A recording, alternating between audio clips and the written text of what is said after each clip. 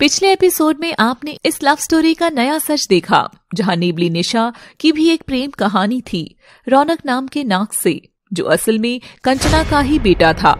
अब आप सोच रहे होंगे तो फिर कंचना भी नागिन है?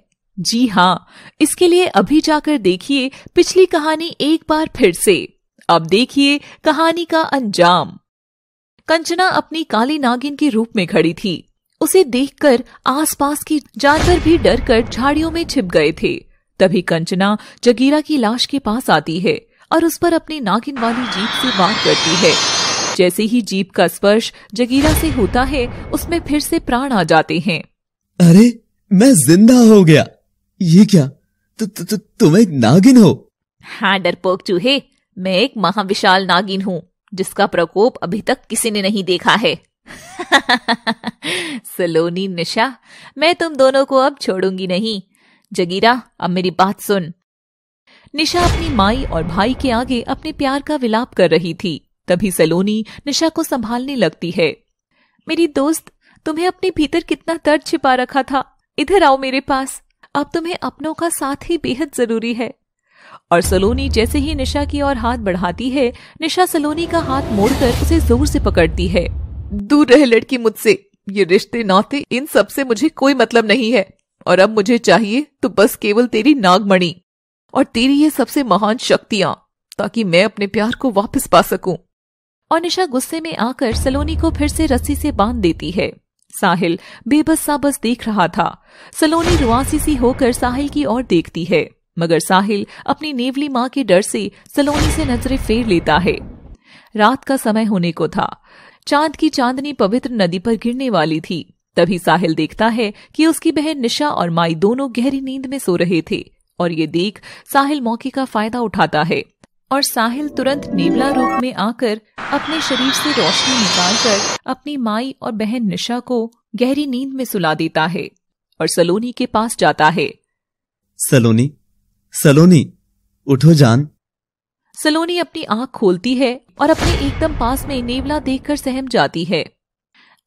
दूर हटो मुझसे। साहिल ये देखकर तुरंत ही मानव रूप में बदल जाता है और सलोनी को बंधन से आजाद करता है। सलोनी, आओ यहाँ से भाग चलते हैं। क्यों कर रही हो ये सब? इन सब सवालों का जवाब देने का ये समय ठीक नहीं है। पहले हमें यहाँ से बाहर निकलना होगा। अगर ये दोनों जाग गई तो ये तुम्हें कभी भी जाने नहीं देंगी। मैं अपनी माँ और बहन की इज्जत जानता हूँ। और सलोनी साहिल की बातों में आकर वहां से बाहर जाने के लिए जैसे ही उठती है, उसके पैर में जोरदार दर्द होता है। बाबा, मेरा पाँव।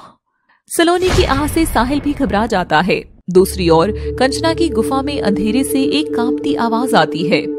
मुझे ऐसा लग रहा है जैसे मेरी बच्ची खतरे में हो। सलोनी।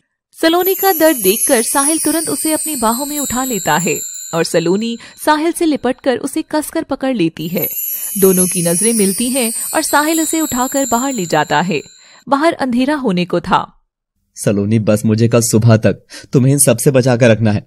फिर हमें एक होने से कोई भी नहीं रोक पाएगा, मेरा खुद का परिवार भी नहीं। साहिल, 1 मिनट रुक जाओ और मुझे नीचे उतारो। साहिल सलोनी को नीचे उतार देता है। क्यों कर रही हो तुम ये सब?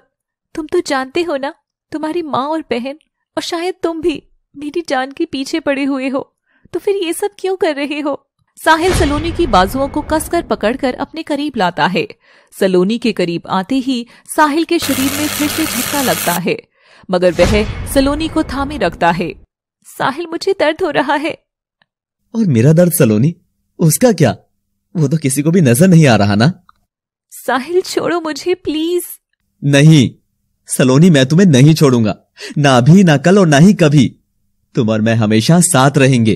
पर मैं तो तुम्हारे बाबा के कातिल की बेटी हूं ना। अगर निशा और तुम्हारी माँ को पता चला तो वो तुम्हें छोड़ेंगी नहीं। साहिल। सलोनी, सलोनी, सलोनी, देखो मेरी आंखों में, क्या तुम्हें इनमें तुम्हारे लिए प्यार और जुनून नहीं नजर आता? सलोनी साहिल की आंखों में प्यार भरे आंसू देखती है और नजरें फेर लेती है। साहिल, मैं एक नागिन हूं और तुम एक नेवले। तभी साहिल आधे मानव और आधे नेवले के रूप में आ जाता है और सलोनी आधी नागिन का रूप ले लेती है। देखो साहिल, ये है हमारी असलियत। एक नागिन और नेवला कभी एक नहीं हो सकते। साहिल तभी सलोनी को सीने से लगाता है। सलोनी के स्पर्श छूते ही साहिल पूरी तरह नेवला बन चुका था। यह देख सलोनी घबरा गई और रोने लगी। एक नेवला मेरे इतने करीब। साहिल, मुझे सांस नहीं आ रही। सलोनी, मेरी ओर देखो। आई लव यू सलोनी।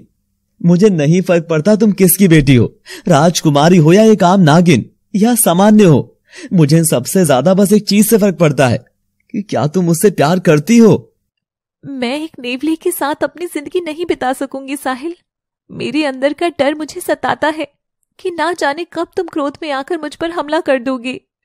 अगर ऐसी ही बात है तो मैं अपनी नेवले की शक्तियां भी तुम्हारे लिए छोड़ दूंगा, और अगर तुम्हें मुझसे प्यार नहीं है तो तुम अभी यहां से जा सकती हो। मैं उस पेड़ के पीछे जाकर खड़ा हो रहा हूं। अगर तुम मेरे पास आने का फैसला करती हो तो मुझ तक चलकर आ जाना, और अगर तुम्हें यह सब बकवास लगता है तो यहां से तुम जहां चाहे वहां भाग सकती हो, मैं रोकूंगा नहीं। सलोनी पुतले की तरह बस एक टक साहिल को उससे दूर चलता देख रही थी। साहिल पेड़ के पीछे जाकर खड़ा हो जाता है। तभी सलोनी आंख बंद करती है और अब तक साहिल के साथ बिताए हर लम्हे को दोहरा कर देखती है। कैसे उसने किचन में साहिल के लिए अच्छा खाना बनाया था, कैसे वह और साहिल एक अच्छे दोस्त बने थे। हाँ, मैं समझ गई साहिल, मैं भी तुमसे बहुत प्यार करती हूँ, बहुत ज्यादा। और सलोनी जैसे ही अपने कदम आगे बढ़ाती है, उसके कानों में कुछ फुसफुसाहट की आवाजें आती है। सलोनी तभी पेड़ के पीछे जाकर देखती है तो वहां लोमड़ी दूसरी लोमड़ी से बात कर रही थी। क्या वो खबर एकदम सच है? हाँ, एकदम सच है। मैंने खुद उस जगीरा और कंचना की गुफा के बाहर खड़े होकर सब देखा था। बेचारी नागिन तो अब बुरी तरह फंसने वाली है। आखिर ये दोनों चालाक लोमड़ियां बात किसकी कर रही हैं? मैंने तो उसे ये कहते हुए भी सुना था कि अगर वो नागिन तांत्रिका के पास खुद नहीं तो वो उसके बाबा को मार डालेगी, और इस बार उसका गुस्सा हर बार से भयंकर होने वाला था। हाँ यार, मैंने भी सुना है। इतने सालों तक जिस इक्के को उस कंचना ने संभाल कर रखा हुआ था, अब बारी है उस पर चाल चलने की। बेचारी नागिन। और दोनों लोमड़ियां वहां से चली जाती हैं। सलोनी को तो अपने कानों पर विश्वास ही नहीं हो रहा था। उसके चेहरे पर हंसी और आंखों में आंसू थे। इसका मतलब मेरे बाबा जिंदा है और उस दुष्ट कंचना के कब्जे में है। मुझे जल्द से जल्द उनके पास पहुंचना होगा। बाबा, मैं आ रही हूं। और सलोनी दूसरी ओर जाने लगती है। तभी वह पलटकर पेड़ के पीछे उसका इंतजार कर रहे साहिल की ओर देखती है। साहिल, मुझे माफ कर दो, पर मेरे बाबा से जरूरी मेरे लिए कुछ भी नहीं है। और सलोनी की आंख से मोती से आंसू गिरकर जमीन पर सुंदर से फूल खिला देते हैं। सलोनी जाने लगती है। उसका इंतजार कर रहा साहिल वहां से बाहर निकलकर उस ओर देखता है। तब तक सलोनी जा चुकी थी। मैं तुम्हारा इशारा समझ गया सलोनी। अब ये साथ यहीं खत्म हो गया, मगर मैं तुमसे हमेशा प्यार करता रहूंगा, हमेशा। और साहिल सलोनी के आंसुओं से बने फूलों को चुनने लगता है।